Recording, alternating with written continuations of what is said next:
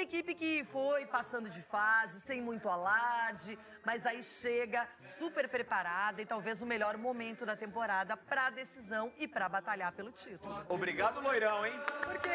Pai do céu, hein? Sextou, hein? Ah, eu já tô toda no rosa, toda Penélope cor de céu, rosa. Hein? Oh, meu Deus. Já tem umas 3 da tarde de programa hoje, hein? Ah, obrigado, Loirão, hein? Ok. Tá bonito, eu gosto hein? que o Brasil seja feliz, tá bonita. alegre, obrigada. Agora, era só pra tentar dar uma desviada.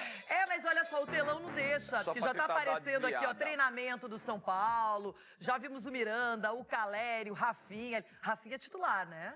Ou o Igor Vinícius? Eu acho que a única dúvida do Rogério Ceni é o Igor Vinícius ou o Rafinha. Você escolheria qual pra esse jogo? Pra esse jogo, decisão, jogo que precisa ter experiência, eu iria de Rafinha.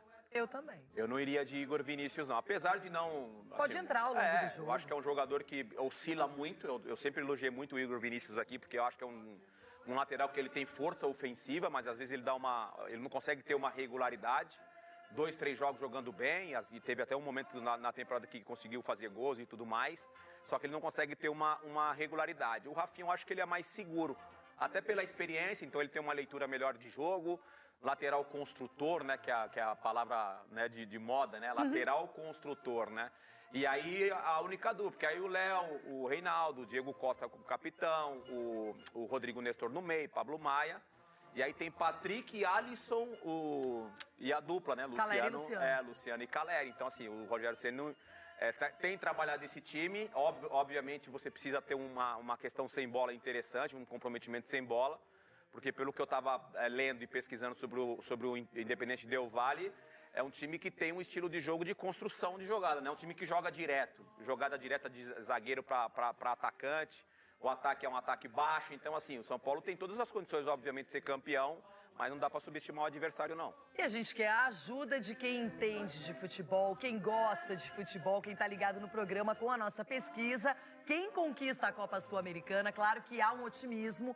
O São Paulo venceu 2 partidas necessárias no Campeonato Brasileiro, sendo uma delas uma goleada diante do Avaí. E agora chega já muito mais motivado e confiante.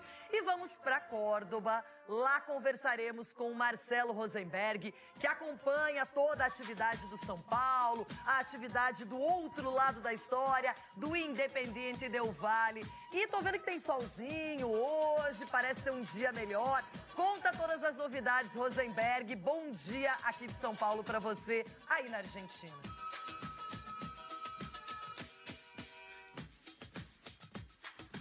Tudo bem, Renata, Denilson, que legal falar com vocês. Você bem citou, né? Que dia lindo aqui, né, Renata?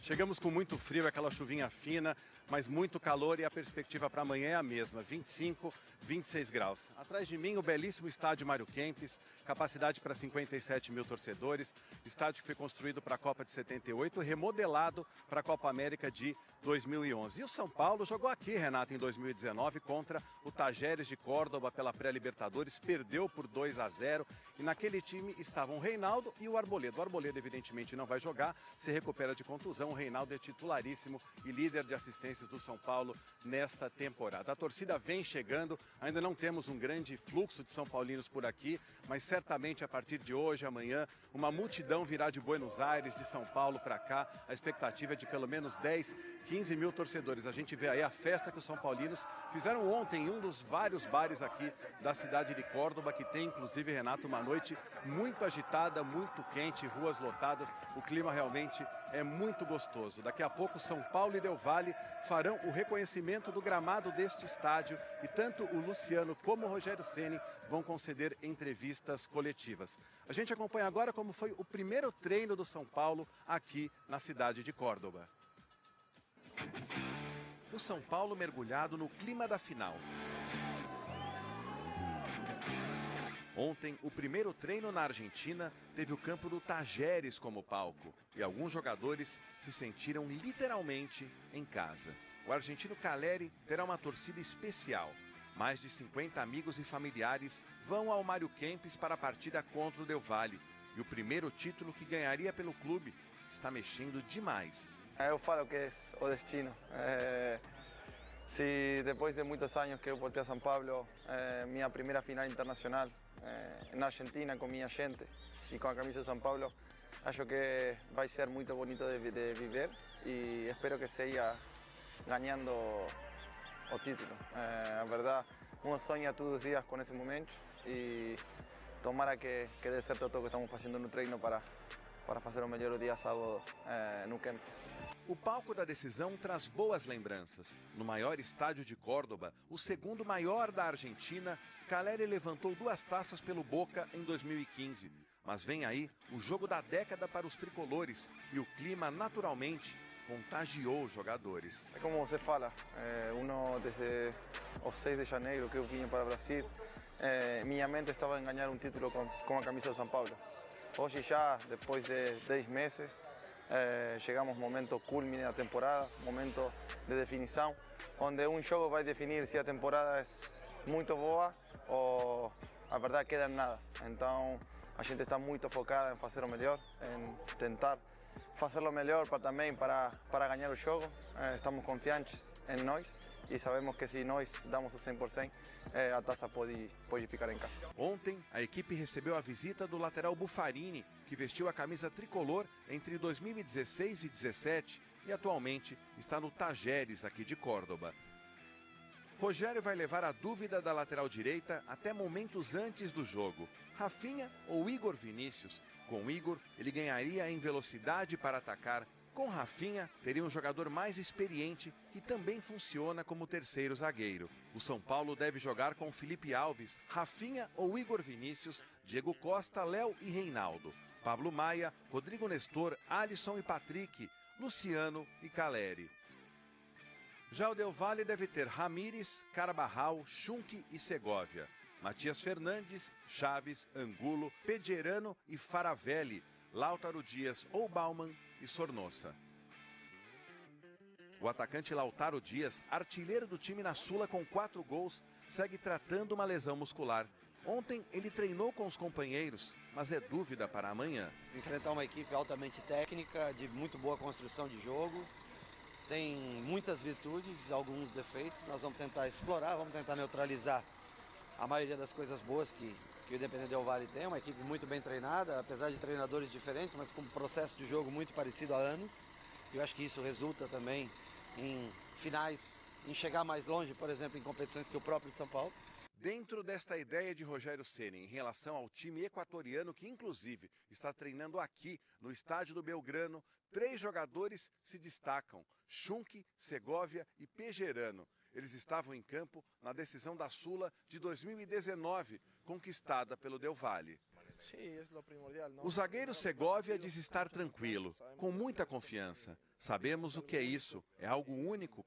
Estamos concentrados na partida, que será difícil, um rival que leva muito perigo. Então estamos focados em pressionar e não deixar jogar. Schunk também admite que a partida será difícil. Não é fácil. Faz 10 anos que o São Paulo não está numa final de um torneio internacional. Mas nós vamos tentar ganhar esta decisão, disse o defensor. Há 10 anos o São Paulo não chegar a uma final de um torneio importante e a gente quer desfrutar ao máximo isso. Não vejo pressão, juro mesmo. Apesar de saber, logicamente, do clube que tem a grande história como o São Paulo, mas eu vejo como uma grande oportunidade de tentar trazer o São Paulo campeão novamente. É legal a gente ver os dois lados da história e vale lembrar que qualquer um quem ganhar a Sul-Americana será bicampeão do torneio. O Del Valle tem o título em 19, o São Paulo em 2012. Então são 2 equipes que já têm essa experiência e certamente sabem que faz a diferença um título como esse. Tem muita gente que fala, mas o da Libertadores é mais importante. Ok, pode ser, mas ganhar uma Sul-Americana, ter uma vaga garantida para a Libertadores do ano que vem, movimentar a torcida, trazer um troféu expressivo, eu acho super importante e o São Paulo faz muito bem em voltar as atenções para esse campeonato. E a vaga na Libertadores, que você falou isso, é no caso do campeão, porque se a gente olhar para o Campeonato Brasileiro, a situação, óbvio que está... Hoje, você olha um pouco mais para frente, São Paulo olha um pouco mais para frente, com possibilidade de Libertadores pelo Campeonato Brasileiro, mas tem a chance de na final de amanhã na Sul-Americana de conquistar essa vaga direta para a Libertadores. Vai enfrentar um adversário, a matéria muito bem completa por parte do São Paulo, também do adversário, o Segovia ali, que é o zagueiro canhoto, que é o que começa a jogada de construção do time, né? Como eu falei antes aqui, Loirão, o Rogério Ceni até deu uma declaração falando que tem um estilo de jogo parecido com o do Fluminense, com o do Flamengo.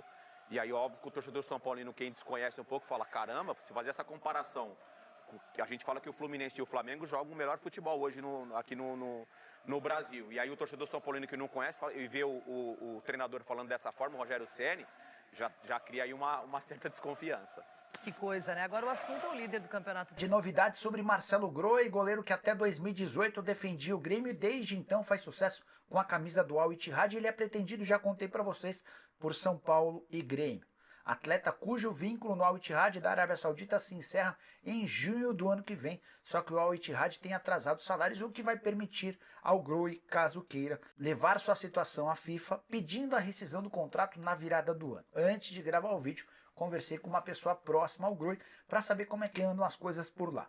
O Al Ittihad voltou a fazer pagamentos dos salários, mas ainda não conseguiu diminuir o período de 3 meses de inadimplência, e são esses 3 meses que permitem a qualquer atleta tentar na justiça a rescisão do contrato de forma unilateral. Ou seja, o São Paulo e o Grêmio ainda têm essa expectativa de, na virada do ano, poder contar com o Groi. A grande novidade dessa história é que nos últimos dias o Al Ittihad procurou os representantes do Groi, sugerindo uma extensão do contrato.